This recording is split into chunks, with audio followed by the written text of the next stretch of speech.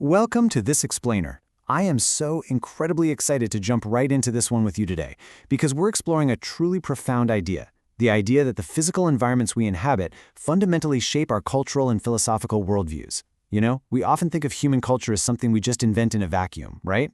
But the sources we're diving into today reveal something entirely different. They suggest that the earth beneath our feet, and specifically the deep, ancient forest around us, actually write the script for our most deeply held beliefs. So, let's get into how forests shape human culture. So, let's start by asking kind of a provocative question. Does the landscape you live in dictate how you think? It's a huge question, and to answer it, we're going to lean heavily on the philosophies of Rabindranath Tagore. He was a Nobel laureate, a poet, and a philosopher. And honestly, his work from over a century ago feels like it was written literally yesterday, directly addressing our modern ecological crises. Tagore had this central premise that was simple but absolutely profound. He basically argued that humanity interacts with nature in one of two distinct ways, through sympathetic harmony or through adversarial dominance. In other words, either we try to conquer the world around us or we seek to unite with it. And as we'll see, this single philosophical split is the root of so much of our human history. Here is our quick roadmap for today's explainer. We're going to look at nature's imprint on culture, the religion of the forest, the culture of conquest, the cost of disconnection, and finally, reclaiming ecological wisdom. Okay, Part 1. Nature's imprint on culture, the geographic roots of philosophy. Let's look at how early civilizations were molded by their immediate physical surroundings. Tagore noticed this really stark contrast in early civilizations. Take Egypt, for example. There, the river acted almost like a guardian spirit, bringing life and harmony to the land. But then, contrast that with the civilizations that sprang up along the Red Sea, in the really unforgiving soil of Arabia. Out there, the harsh environment made humans feel isolated. It bred a spirit of fight. Geography didn't just determine what people ate. According to Tagore, it created fundamental divisions in human nature itself. Which brings us to Part 2, the religion of the forest, India's culture of union and sanctuary. This is really the core of Tagore's philosophy, and it's rooted deeply in the ancient Indian experience of the dense, life-giving woods. The crucial thing to understand here is Tagore's concept of Jivan Devata. In this worldview, the universe isn't just a bunch of dead matter. It's a living presence. It's animated by the Lord of Life. So under this philosophy, a river isn't just a resource for us to manage. It's an active participant in a divine dialogue.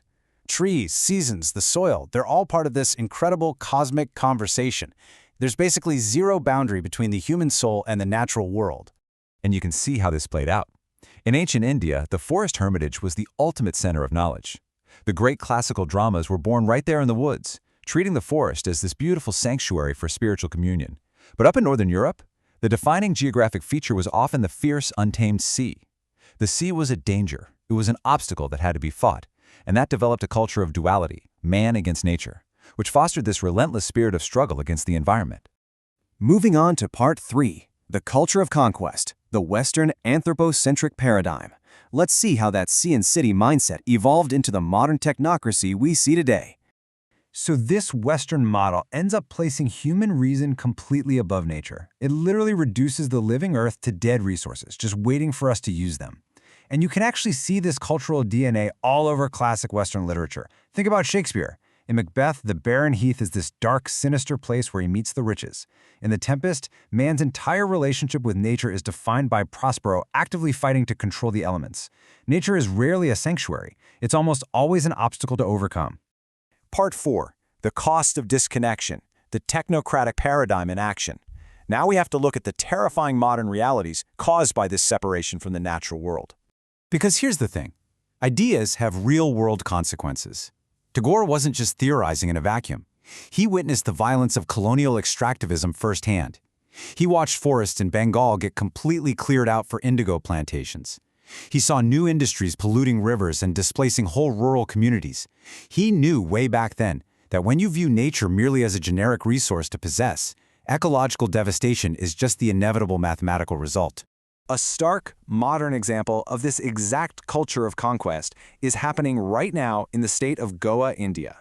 For decades, indiscriminate mining has just ravaged the region. And this is an area defined by deep, vibrant forest cover. It's part of the Western Ghats, which is a massive global biodiversity hotspot. But because this ancient woodland is viewed as nothing more than material wealth, these deeply integrated, ancient agrodiversity systems are under severe threat. And the numbers? They're just staggering. 1,251. That is the number of square kilometers of forest cover left in Goa in the year 1999. Now, to put that into perspective, it was at 1,424 square kilometers just 9 years earlier. That is an alarming drop. This single number illustrates the devastating reality of the conquest mindset. When we prioritize blind extraction over ecological union, the forests literally disappear. Finally, Part 5, Reclaiming Ecological Wisdom, Solutions for Survival. We've diagnosed the philosophical disease, but what exactly is the cure? Well, Tagore warns us that true human progress requires a complete shift in perspective. Superiority doesn't come from mastering the earth or, possessing all its resources. It actually comes from dissolving our artificial boundaries and identifying with the larger community of life. We have to remember that we are a part of nature, not the masters of it. And, echoing that exact same sentiment, decades later, Pope Francis issues a really prophetic call in his document Laudate Deum. He specifically calls out the illusion of the technocratic paradigm, basically this false belief that blind technological efficiency and economic power can magically solve our climate crises. He warns that just swapping out gas cars for electric cars isn't going to save us if our underlying spiritual posture is still just extract and consume. We simply cannot play God with the earth. By placing these global voices back to back, you really start to see a universal consensus building. It's a demand to shift toward what's known as ecosophy. Coined by Arnie Nass in the 70s, ecosophy is basically just another word for ecological wisdom. It completely rejects that old dualistic separation, humans on one side, nature on the other. Instead, it's a call to recognize the inherent value of all forms of life, completely independent of how useful they might be to us humans.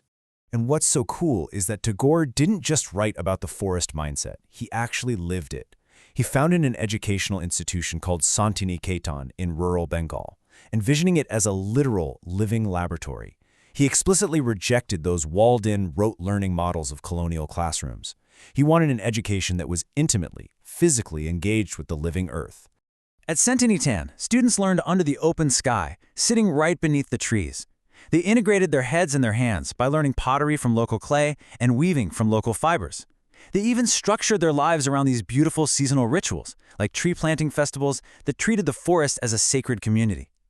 This place-based learning proves that an authentic forest mindset can actually be taught. You just have to deliberately blur the boundaries between culture and nature. So I want to leave you with a final thought to ponder as you navigate your own environment today. Look around at your city, your neighborhood, your daily routines. Are you living in a culture of conquest, constantly fighting and extracting from your environment? Or are you cultivating a culture of the forest, recognizing your deep, spiritual union with the world around you? Understanding this difference isn't just about reading history, it might literally be the key to our survival. Thank you so much for joining me on this explainer. Keep learning, keep questioning, and I'll see you next time.